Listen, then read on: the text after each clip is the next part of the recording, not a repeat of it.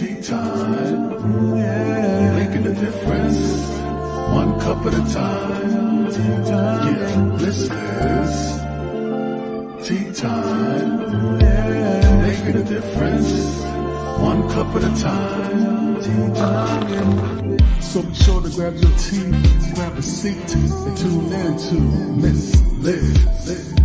Tea time, making a difference, one cup at a time. Tea time, yeah. Tea time.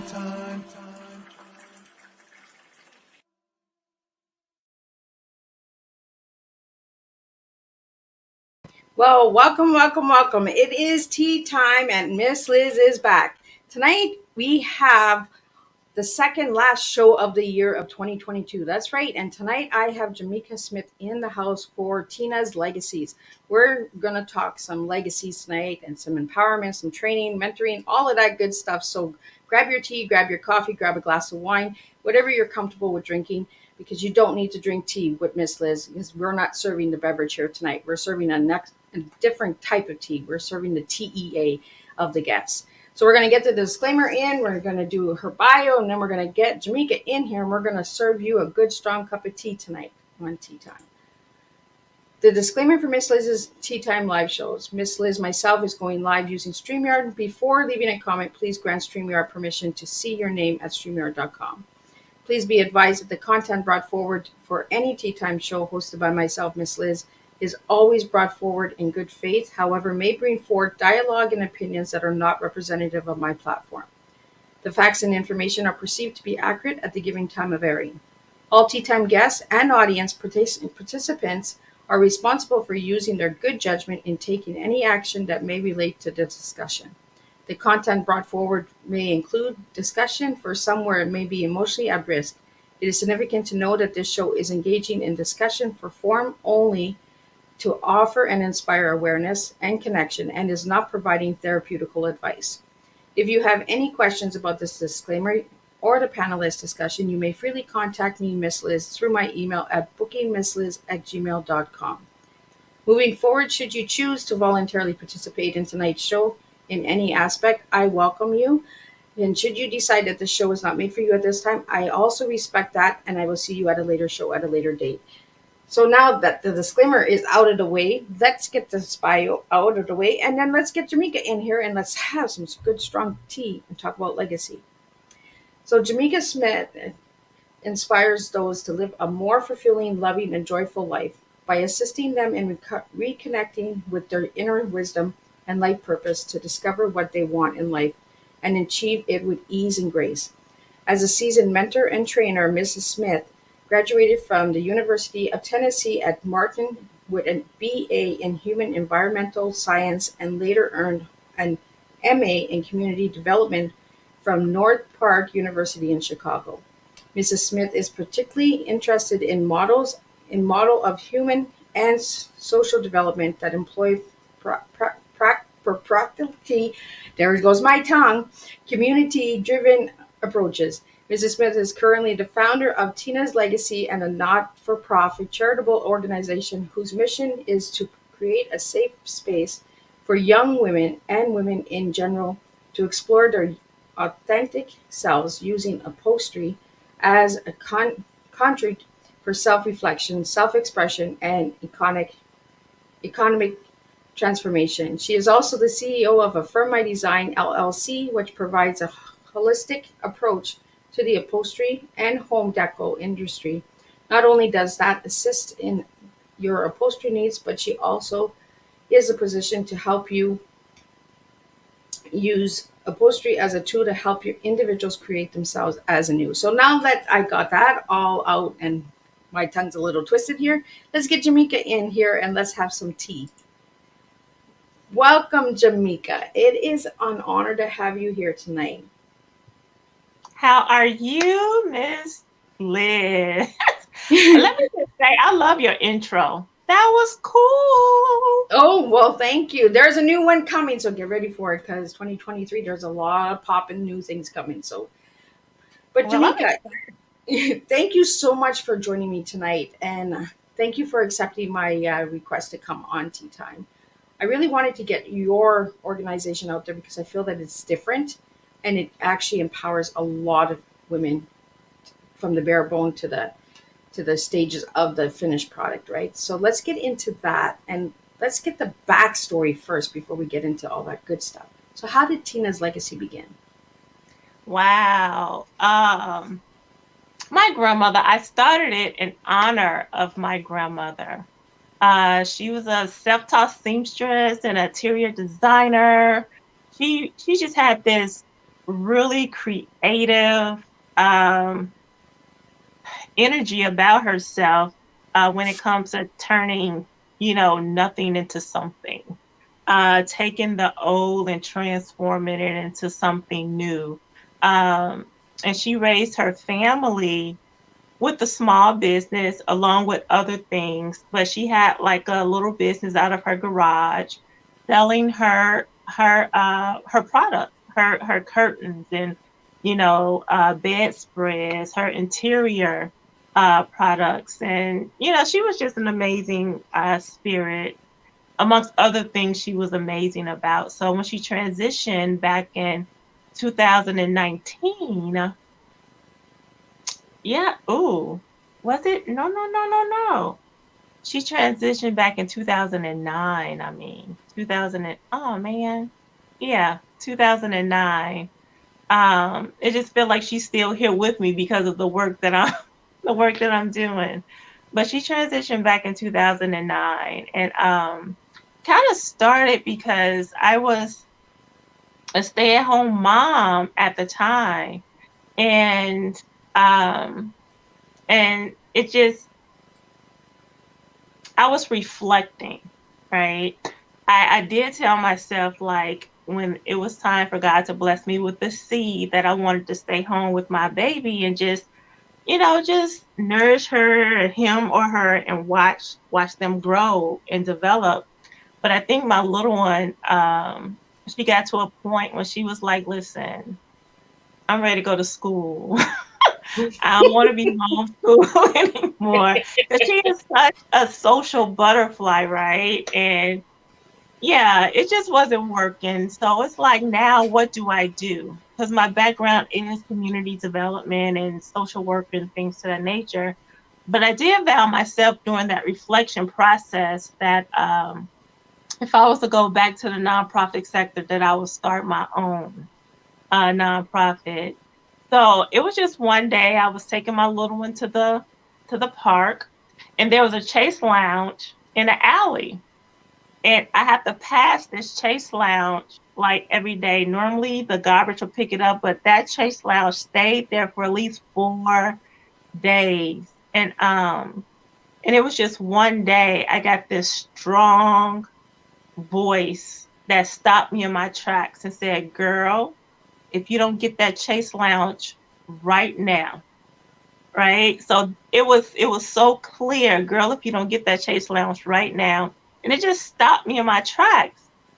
And that's when I went into the house and told my mother, somebody told me that I need to get this Chase Lounge because it wasn't me, because I vowed that I would never dumpster dive because my grandmother used to make me and my brother do it when we were younger.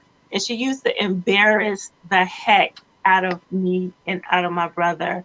Uh, so as I was walking by, I was like, nope, I ain't doing it. Nope, I ain't doing it. But it was just one day she came to me and said, "Girl, you better do it." So me and my mom went in the alley and got that Chase Lounge, and we went to this hotel warehouse outlet consolidation place and got some hotel draperies for a bundle for $10. And that day we reupholstered that Chase Lounge. And that Chase Lounge is in my mother's bedroom to this day. And that was back in 2011. So she still had that Chase Lounge. And it was just $10. It was free. So this beautiful Chase Lounge that you could probably get out the store for about $400, $500. We retransformed it, with $10 and some tools. Um, and it turned out beautiful. And that was the first time that I've ever reupholstered anything in my life. That was the first time that I've ever touched a tool, even the whole process in general. And it just came natural. It just seemed as though as soon as I picked that tool up, I knew exactly what to do. It was like this step by step knowing on how to reupholster that chase lounge. And then um, a year later, it dawned on me. It's like maybe I can teach. I never wanted to be an upholster, but maybe I can teach this to other young women in the community and help them generate an additional income for their household. So that's how it started in my living room with four girls, teaching them just the basics of what I've picked up. No technical training at all. This was all self-taught. So I just taught them what I knew. And that was the birth of Tina's legacy. I love that you say self-taught because we always think that we need this training or this education, or this degree in order to do something. And you self-taught yourself to make a difference. Like I was surprised that you said 2011. I thought it was like just something like a couple years, and I'm like, oh, 2011, she's got it in the park, girl. Like, so how many chairs have you done since then, Jamika? Oh my, oh my. I haven't counted so many. So I've worked with at least so the foundation of Tina's legacy was pretty much to work with young women ages 21 to 35 years old. 21 to 35. Um, and breaking it down a little bit more, being more specific, working with African American young women who have children, specifically young boys Oh, that haven't reached the third grade yet, right? So my theory was teach them this trade along this process. Teach, kind of implement some life skills and some parenting skills that can help them avoid their children to um, to go down that pipeline to prison that they've developed, yeah. for our young Black men. So I was very specific um, on the ladies that I wanted to target. But over the years, it kind of expanded. So I've literally worked with kindergartners to senior citizens, all race of people, different religion, from Saturday a vintage to Buddhist. I've worked with HIV patients, cancer survivors, foster children. Last year, I actually worked with a group of young people, a group of young ladies in Nigeria via Zoom. And that was an amazing experience. So, well, over 300 people that I've engaged with my upholstery process. I can call it a process. Well, it is a process, right? Because you're tearing these chairs down to the bare bone. Yes. So, Yes. where do you usually get the chairs, Jamika? So some of them, depending on the organization that I work with, they will probably, identify some that's already in their organization. Some are donated, but most of them are coming from like thrift stores, Salvation Armies, the alleys, people, attics and basements. People, throw out. They will call, listen, do you want this before I throw it out? Right. So that's how normally I will obtain our chairs for these projects. So, for the chairs, is there a woman working on just one chair, or is there a bunch of women working on one chair? So there's a couple of programs that I have. So this part kind of the whole. So people call this. I'm still trying to figure out. Next year would be our 10-year anniversary, and I'm still trying to figure out. People. I guess some people say I can't really just use therapy because I'm not a therapist or whatever. But some people look at it as cheer therapy, right? Or art therapy. When I was working with the four girls in my dining room, so these young girls are coming from Chicago, Illinois, and one of the toughest communities in Chicago called Inglewood. It has so much culture there, so many great people there, but unfortunately, the violence there is something that we can really work on in that particular area in our community. And I used to work in that community a lot as a community organizer, but they will come to me and we will start working on these chairs and stripping these chairs down. And what I've noticed in the process of them stripping the chairs down, these conversations started to come up, right? They started to talk about their household. They started to talk about their community. They started to talk about the things that they were dealing with emotionally. Some real deep stuff that they emotional things that they were carrying.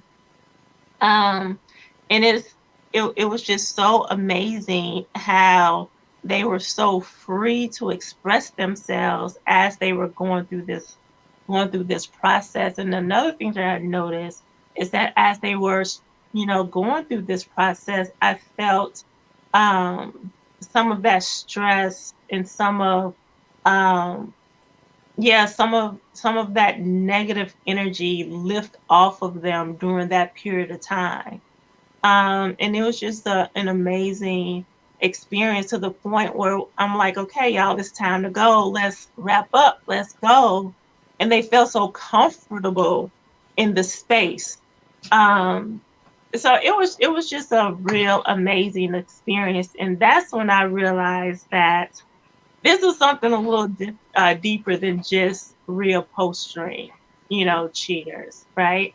This is the opportunity for young women to really pull back the layers of some things that they may be dealing with, some of their challenges and barriers that's holding them back, from taking that next step, whatever that step may be. So yeah, it's just yeah.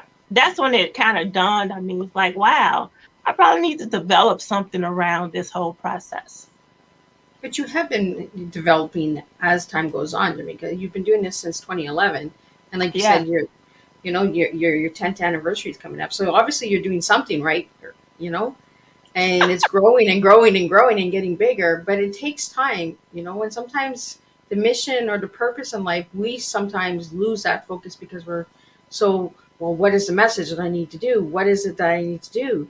You know, and when you're talking about bringing the people and the women are opening it, it's almost like tearing the onion apart, layer by layer.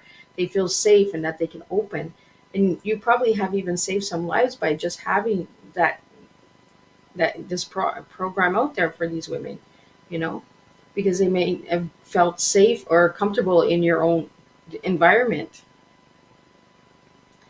Yeah, I'm actually at the Boys and Girls Club right now and working with a handful of young girls ages 15 to 18 years old. And there's one young lady there. She's 15, and when we first met, she was so closed off, right? She didn't want to tell me her name. She said that I have social anxiety, so I don't, really talk, and I prefer not to talk. She was like really that clear, like, I don't want to talk, right? I don't want you to know my name. It was just, I was like, all right, you could, whenever you're ready, you can, you can tell me your name. So I have four cheers. It started off with like 10 girls, and over the period of time, it dwindled down to these three amazing spirits, right? They came every day, charged up, excited to work on these cheers. And this one particular young girl at the beginning wouldn't say a word. This is like the 10th session, and I can't shut her up. Like, You really peeled that onion back a lot. oh my goodness. And the coordinator, she was like, we have to tell her story because, and then her parents, they were just, sharing that she has never been this interested in anything in her 15 years of, and they were really kind of excited about the fact that, she is, she's opening up, So her chair represents, she said her chair represents planted, no, bloom where I'm planted, or planted where I'm bloomed, or I can't remember, planted where I'm bloom or bloom where I'm but it's about a flower blooming, So that's what her chair represents. And she finished it, yes, just today, and it looks so beautiful. And we have an art exhibit showcase tomorrow, so I'm excited about it.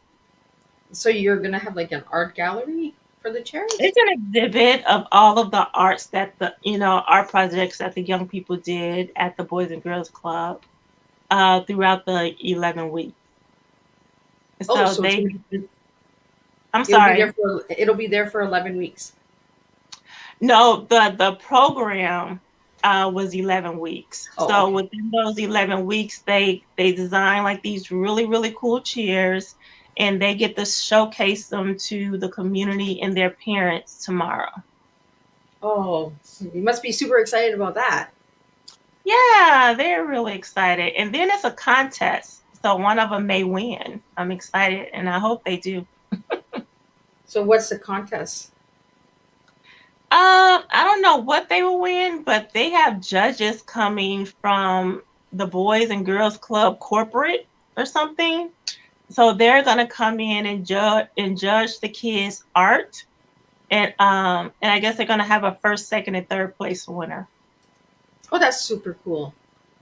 So Yay. so Jamika, what got you into the Boys and Girls Club? You know what? I think it was probably a word of mouth. Somebody knew that I was doing like some, this work in the community. And they reached out to this other organization called the South Shore Art. And then the South Shore Art um, reached out to me and asked me if I would like to go into the Boys and Girls Club. So I'm actually contract through the South Shore Arts to do the work at the Boys and Girls Club. Oh, that's cool. So for any of the viewers and listeners out there that don't know what the Boys and Girls Club is, could you share a little bit on that, Jamika? It's just a community organization within, I guess it's definitely a nationwide organization in many cities. And they just provide like different activities for the young people in the community. That's awesome. So we do have a question here, and they're asking, is art connected to the designing? Oh, great question. I wish I had pictures so you guys can see the beauty of the. So, one of the young girls, her chair is represented as she loves to travel. She loves the community.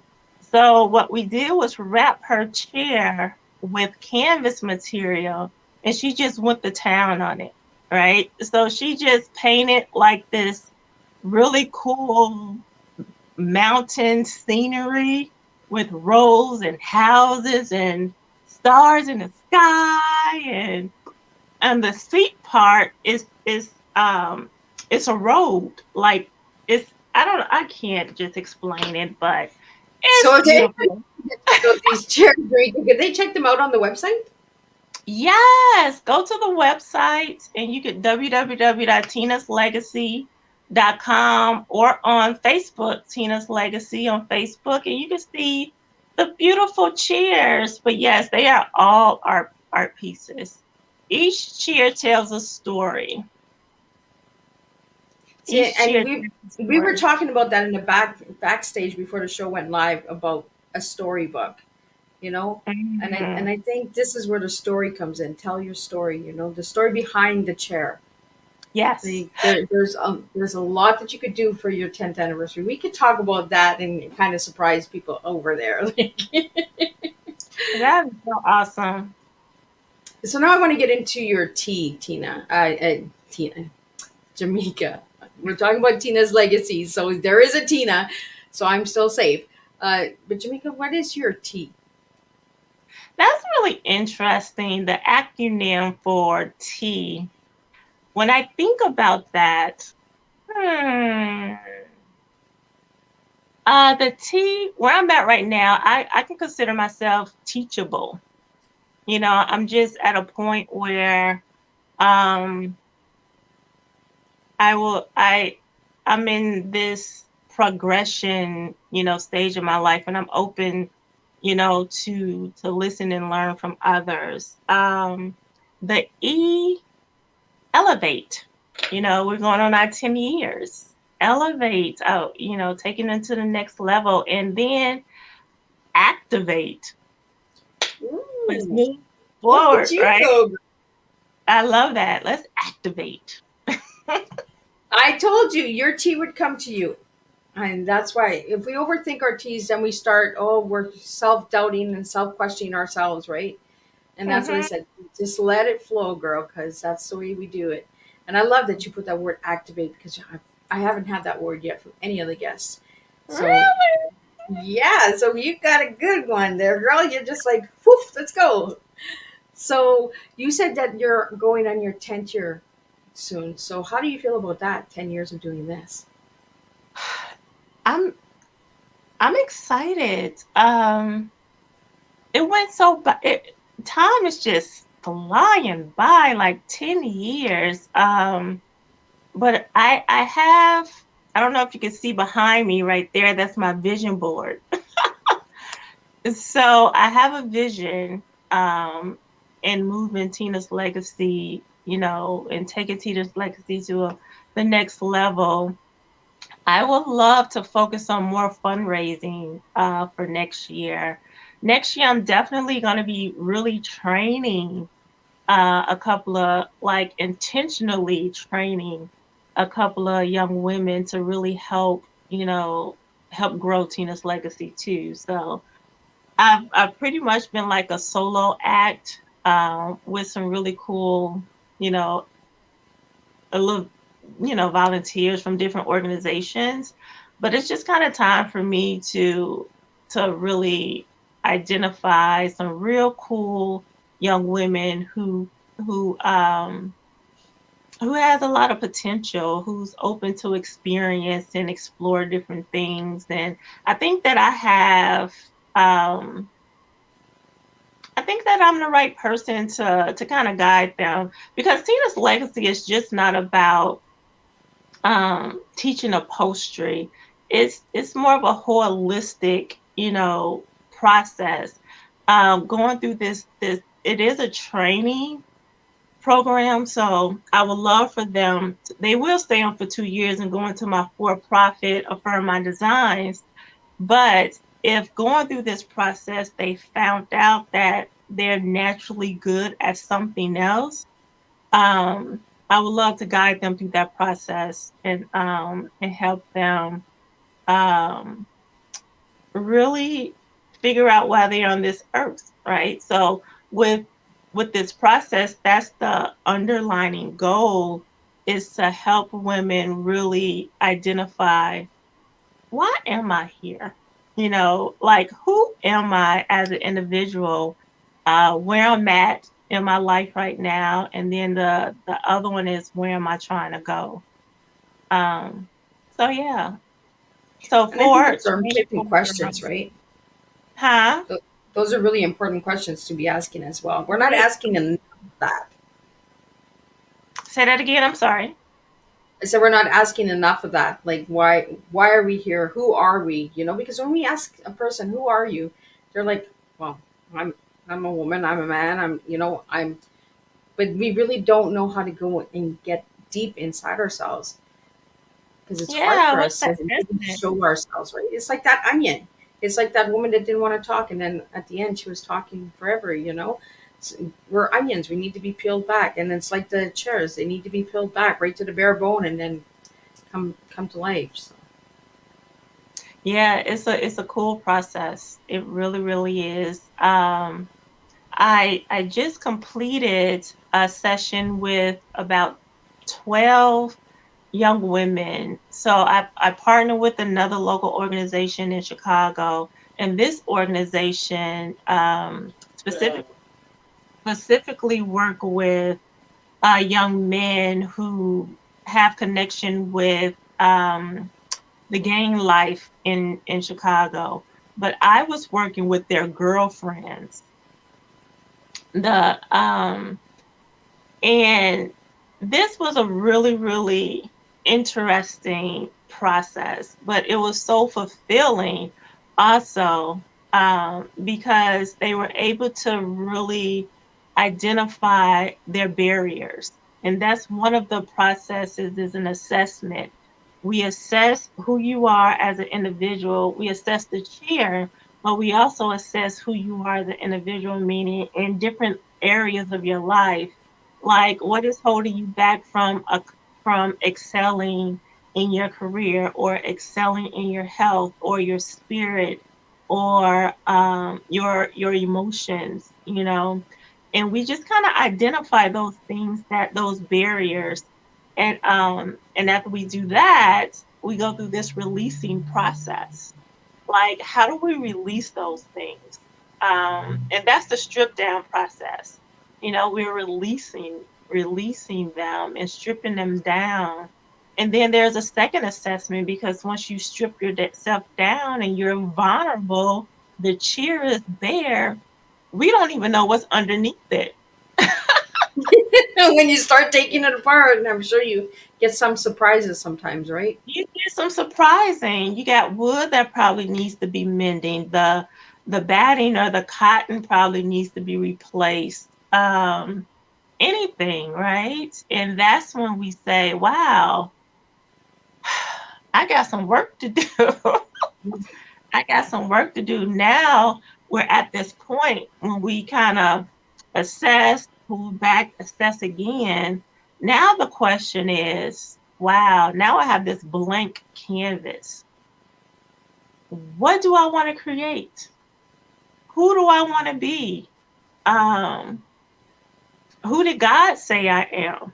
Right? Um, and even ask the question, and even when they write those big dreams down, like, what are those barriers that's holding you back from those, and how can we substitute those barriers with something a little bit more positive, to make it easier for you? So we do some visualization things, and because what I've noticed is that, especially in the inner city and working with young women, they don't have the audacity to dream big. They don't know how to dream big. And just the thought of dreaming big makes them feel, I don't even know the word, maybe fearful to dream big. Like, even if I was to have this big dream, I can't accomplish it because of my current situation, or because of the environment that I'm in, or because of the lack of education, or because I have children, or I'm in this abusive relationship, or I have like this self doubt, low self esteem. Yeah, so it could get a little deep. And then after the process, there is no dry eye after the process. They come out of this process with this beautiful cheer. They get to tell the story, like you said, Miss Liz, behind the cheer. and they get to talk about the process that they went through in order to get to the end result. And that becomes a little emotional for them. Like, wow, I did the impossible. Because when I seen the chair at the beginning, I had no clue on how to dismantle this chair or even transform this chair. I can't do that, you know. I don't have the tools. I don't know how, the know-how. But once they start getting into the process of it, and yeah. But anyways, it's just amazing. I just love what I do. You're still doing it 10 years later, so it wasn't just a one-time thing, right? It was something that was called for you to do. Yes, I agree with that. I totally agree. Yeah. So the word legacy, where did that come in? It's just my grandma's legacy. Her name is Albertine, um, and her nickname was Tina. So this is her legacy. It's just keeping what she started, moving forward and just kind of taking it to another level. Her twin brother, he supported his family of 13 with an upholstery business out of his garage. So this is kind of like a full circle, type of thing for me. Um, yeah, she was a anchor in our community. She um, she was that individual who would take a community and make them feel good about themselves through design and through fashion. Because again, she was a self-taught seamstress also, and she used to host like these community fashion shows. In the community and even in her home. And she used to make matching outfits where we used to model together. I would never, those were those moments that I would never forget, that she would show, make me an outfit to match hers, and we would just, you know, do our thing on a runway.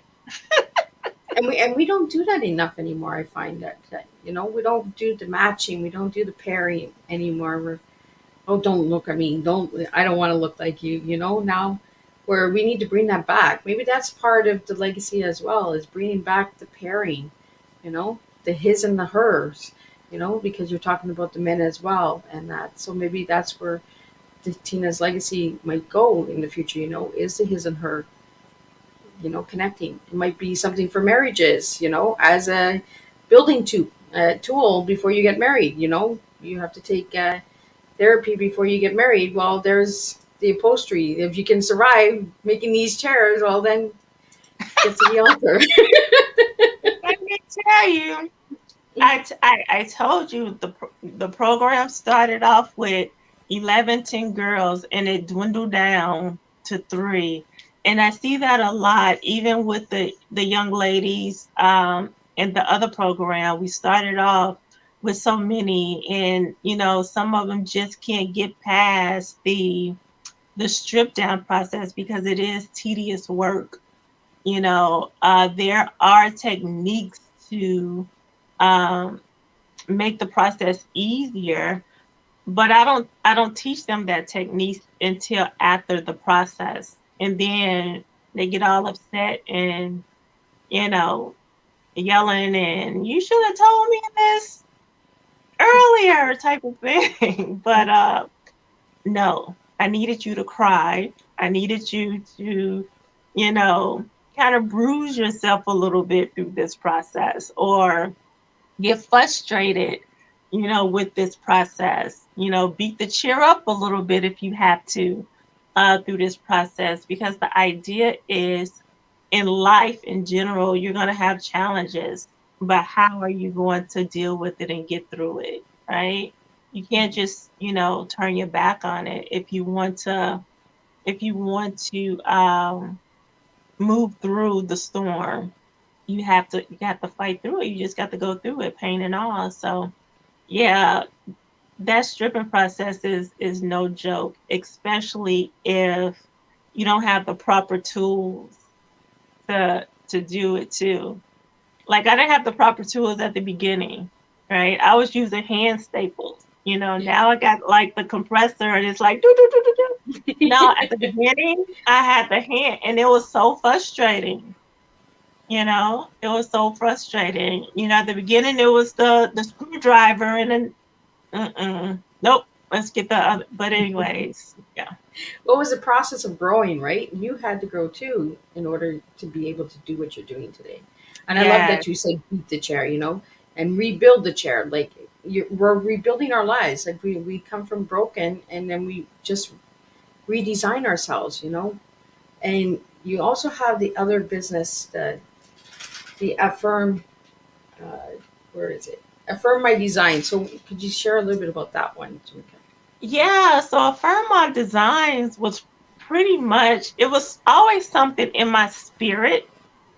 Um, but I really launched it during COVID because with Tina's Legacy, I couldn't do any work, right? Because Tina's Legacy goes to you. You don't come to me.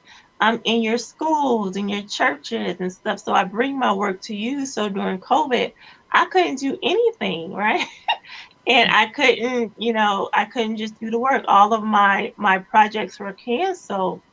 But then I was like, what do I do? And I was like, well, maybe this is the time to launch, Affirm My Design, which is, a holistic approach to interior design, affirming what you already know is your design, right? Um, so that's when I really declared that it's okay that I am an upholster. um, Doing Tina's Legacy, I never accepted that I was an upholster because I was just teaching it and using it as a tool, for healing and stuff like that. But now I'm actually literally an upholster now. Now I'm literally doing people's furniture through Affirm My Design. So it is an upholstery service um, that encompass that have like different other products like custom pillows and we do draperies, um, footstools, things to that nature. And I started it in my garage, just like my uncle and my grandmother. Took the garage and I decked it out in my grandmother's spirits. I painted some curtains and just made the garage look really cute. And it's really interesting. Once I declared and incorporated as an official business, I literally got my first contract with the church to reupholster 100 of their chairs. My Wow. first, yeah, with the firm I Wow. designed. So that was like my real first big contract, yeah, with the firm I designed. And after that, it was just word of mouth. I never marketed or anything. And people during COVID was fine dropping their stuff off, at the door. And then I just lift up the garage and bring it in. So we had no contact at all, right? So, and when I was finished, I just put it right back outside of the garage and they put it on their truck or their car and they going on. So that's how Affirm My Design was kind of birthed. So you have an auction going on. Is that for the Tina's Legacy or for the Affirm My Design? So it's over now, but that was amazing. I was working with 9 women and they designed the most amazing chairs. And I decided, let's auction them off. And they got 80% of the money. And then Tina's Legacy got 20%, 8, 9, 10, yep, 20% of the money and went back into Tina's Legacy. So it's also on my website. If you click the auction button, you can see the chairs that were for auction, and I think you can also still see how much they were sold for. The So how highest much bidder. do you know how much you raised altogether? Um, Altogether with the auction, I think it was over $500. That's awesome. I think one chair was auctioned off for like $250 for one of the chairs. That's awesome. And, Yeah. and just having that impact and that change, right? Because we always think of big numbers, when we Mhm. have an auction and we do these things, but it's the small numbers that actually make a difference because then there's always room to increase those numbers in next year and the year after and the year after, right? I agree. I Like if you start off yeah, big, where do you go after? yeah, I totally agree. I think so far Tina's Legacy has raised a little over $15,000 this year through grants and through donations. And that money, and the thing about it is that the reason I love what I do is because it doesn't take much, right?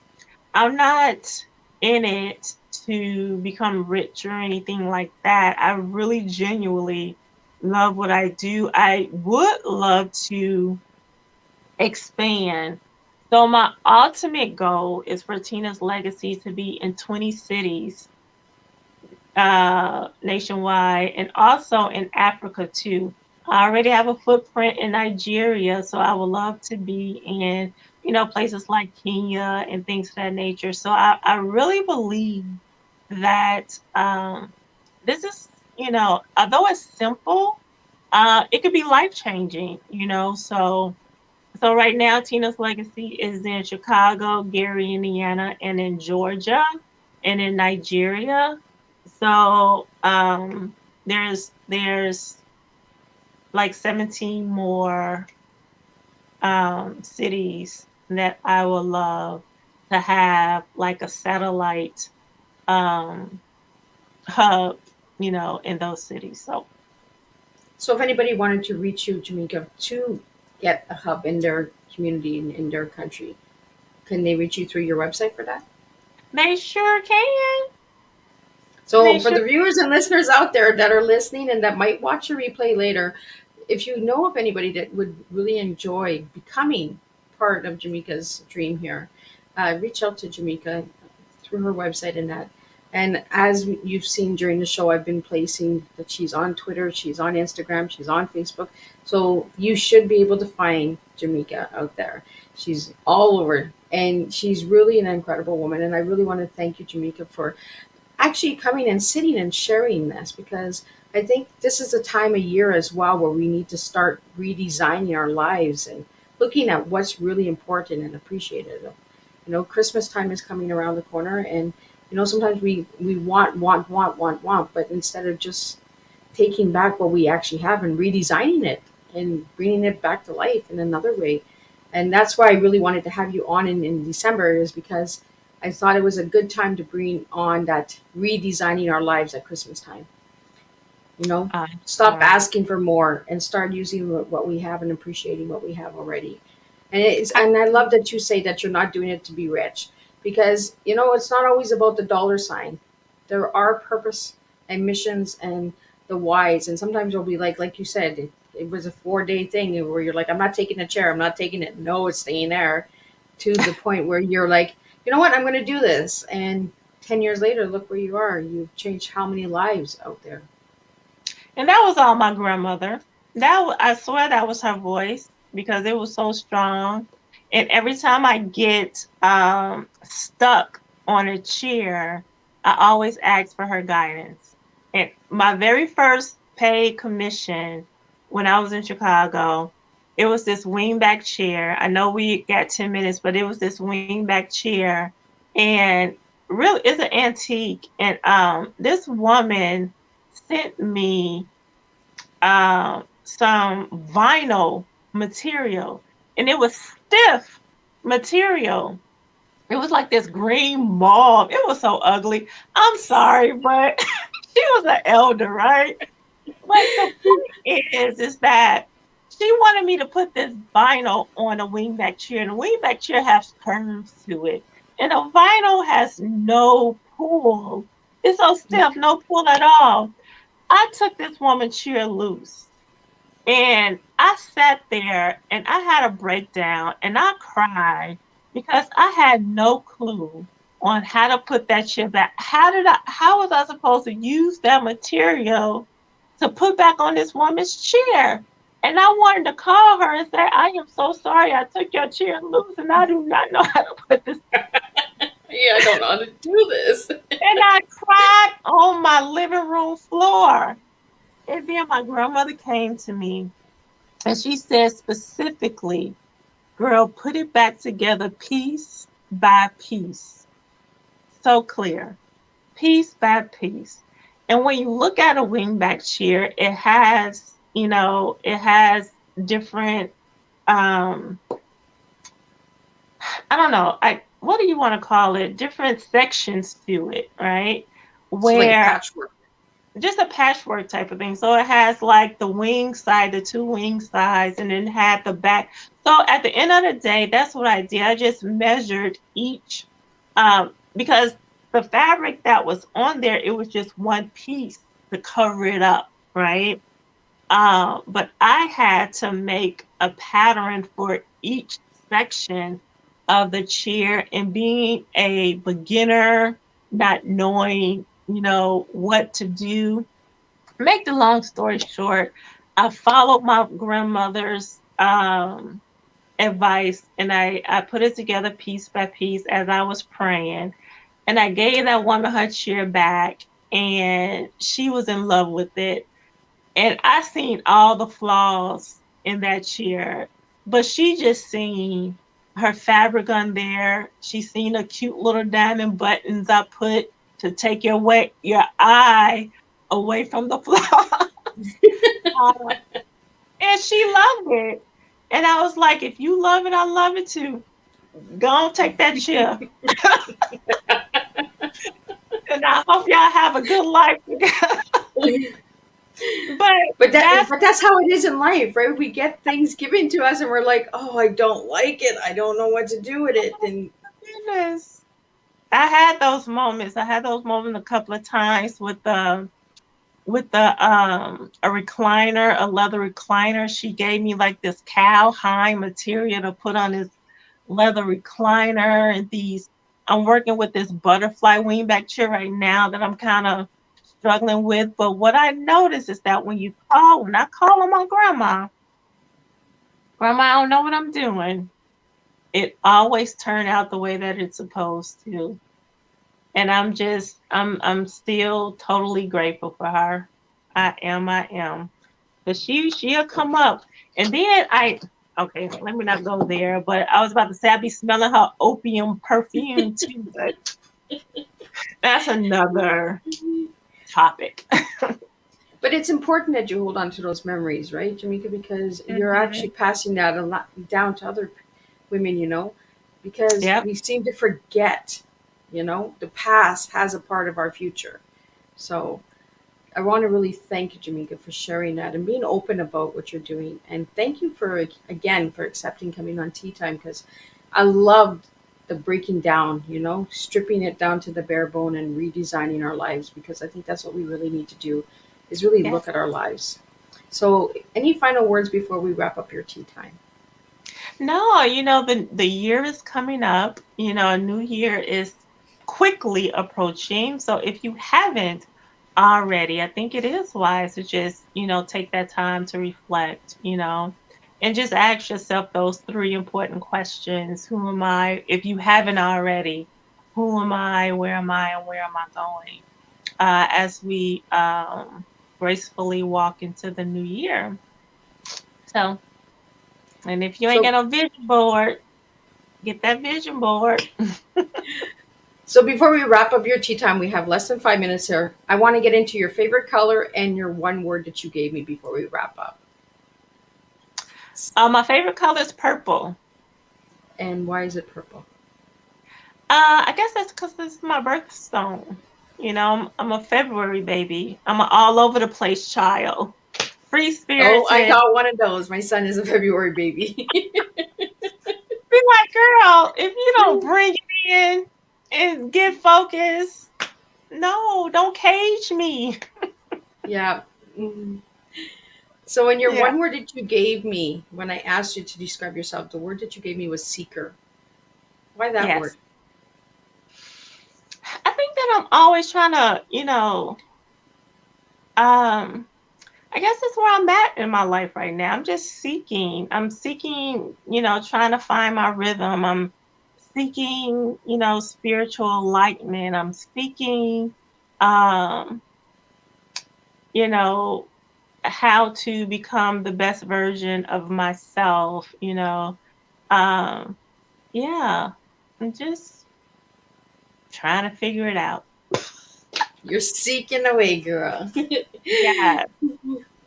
Well, and purple tells you a lot about yourself as well, right? Because you're like, don't cage me in. And here you are stripping chairs bare to the bone and recreating them because you don't want to be in that box. You want to be different, right?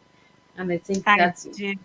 your color really speaks loud to you and that. So I want to thank you again, Jamika, for everything you're doing. Continue to do what you're doing. All the best tomorrow with all the kids. I can't wait to find out who won first place because I'll be checking that out. So if anybody would like to reach Jamika, you can reach her at her website. You can check her out on Facebook, Twitter, Instagram, YouTube, all those good places. And let's start supporting the missions and purposes in life instead of the bigger and the badder dogs that I call them that already have a name. Let's start helping the little guys out a little bit more and let's Yeah. making a difference. Yep. Our 10-year anniversary is next year. So if there's anybody out there who would like to help, any advice, like I said, I'm teachable. When it comes to fundraising and things of that nature, I am open to receive any advice, suggestions, way to goes, people to connect with, things of that nature. So, Well, I think it's really important that we get that shout out there. So for any of the viewers and listeners that are tuning in right now and that will watch the replay, if you want to help Jamika Smith with her dream and her goals and her visions, reach out to her. I highly recommend that you check this woman out because I was called to check you out, Jamika, and I was like, oh my god, I gotta get her on tea time. Like I have to get you here. So again, I ah, want to thank you, and I want to thank you for teaching me through the chairs because I've been watching the transformation of these chairs, and I see where it's really empowering and really does make a difference for women out there. uh, And in the future, let's see what the men can do. Let's do the his and hers. There's a lot of good things that we can talk about in the back of the stage after the show and that. So we're running out of time because we are coming to the end of 2022. That's right. Jamaica was my second last tea time. So we have one more tea time. But before we have that last tea time, we have a returning guest that's coming in and doing an update. So we have Dr. Anjay Kumar coming in from the Nepal, and he'll be sharing some of the incredible stuff. So he'll be back, and he was on season one, so he's got some incredible stuff.